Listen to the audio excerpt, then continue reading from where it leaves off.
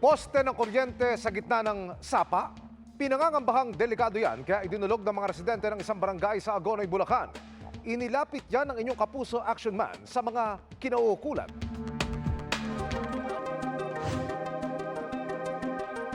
Dahil babad sa tubig ang poste ng kuryente ng Meralco sa bahagi ng Sapang Pari Street sa barangay Santo Niño, Agonoy, Bulacan. Nangangamba ang mga residente na lumambot ang pundasyon nito. Hindi po kasi sure kung safe po itong. Kung sakali man pong magkasakuna po, Ang pinangangamba nyo, baka mamaya bumigay po. tumumba. Opo. Nasaan ho ba ang bahay nyo? Andito po, tapat mo mismo. Anong tinatayo yan? Maraming tuwa naman dahil tumaas ang mga kawad ng kuryente. Okay. Ngunit natuwa sila, hindi nila naisip. Baka dumating yung araw, mabuwal ang poste kasi malambot yung nilagyan. Medyo delikado. May pangamba rin ng mga residente lalo't palapit na ang tag-ulan. Dumating yung bagyuhan, baha. Yung mga kawad na pag nabuwal baka maka-aksidente ng mga residente. Dumulog ang inyong kapuso action man sa Meralco at agad silang nagpa-inspeksyon sa lugar. Dumaan daw sa sapat na koordinasyon sa lokal na pamahalaan ng paglalagay ng mga poste bilang bahagi ng bypass road project sa lugar. Sa tulong ng mga poste ay naitaas din ang mga dating nakalundong kable roon. Malalim po yung pagkakahukay niyan. Kung mapapansin niyo po dyan, may concrete foundation dyan, may bakal, nakadikit. At saka mayroong patos. Kaya may patos siya para at least may nakasupport sa ngayon. Matibay po yan. Sa mga residente po nitong barangay nito, huwag po kayo mag-alala. Nakatutok kami dito sa project na to. Tiniyak naman ng Meralco na patuloy nilang imo-monitor ang sitwasyon sa lugar. Kung sakaling ililipat, papadaan namin sa proseso, i-will consent ng municipal ulit. Tututukan namin ang sitwasyon dyan sa Barangay Santo Niño, Agonoy, Bulacan. Para sa inyong mga sumbong, ipadala nyo lamang sa Kapuso Action Man Facebook page. Dahil sa namang reklamo pang abuso o katiwalian, tiyak may katapat na aksyon sa inyong Kapuso Action Man.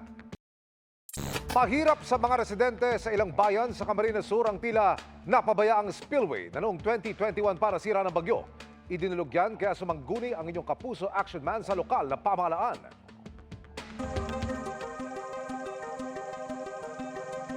Ito po sir, problema namin dito sa aming barangay na itong nasirang tulay kasi ito po ang pinakang namin na daan patungo sa aming bayan, lalo na pag may mga estudyante sa mga emergency.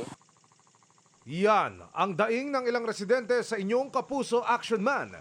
Matapos masira ng bagyo noong 2021 ng spillway sa pagitan ng mga bayan ng Baaw at Ocampo sa Camarines Sur. Hanggang ngayon ay hindi pa rin ito na ipapagawa. Kaya ang mga apektadong residente nagtitiis sa tulay na gawa lang sa kawayan. Mga taga-barangay, mga kalapit na barangay, nagtulong-tulong po para may madaanan po kami sir. Pinangangambahan po namin sir na baka ngayong tag-ulan mawalan na kami ng daanan. Ngayong malapit na ang tag-ulan, nangangamba ang mga residente para sa kanilang kaligtasan. May 3 mutong na po dyan nahulog, nadala na sa ospital. Natatakot kami baka may madisgrasya, mawalan ng buhay. Sumangguni kami sa lokal na pamahalaan ng Baaw. Hindi naman talaga sira yung daan, pero yung approach niya na part na po dito sa Iagan Baaw, yun yung hinahanapan natin ng paraan para maipaayos. Hindi pa siya naaayos kasi naghihintay tayo na mabigyan ng allocation. Sa ngayon ay nakikipag-ugnayan na sila sa national at provincial government para mabigyan ng 3 milyong pisong pondo sa pagpapaayos ng spillway. Ni-request na po natin ito sa DPWH, then sa central office, hinihintay ko po na mabigyan tayo ng allocation ng province. Gagawin po natin lahat na mapaayos na po yung tulay as soon as possible. Tututukan namin ang planong pagsasaayos sa spillway na yan sa Bao, Camarines Sur. Para sa inyong mga sumbong, ipadala nyo lamang sa Kapuso Action Man Facebook page. Dahil sa namang reklamo pang abuso o katiwalian, tiyak may katapat na aksyon sa inyong Kapuso Action Man.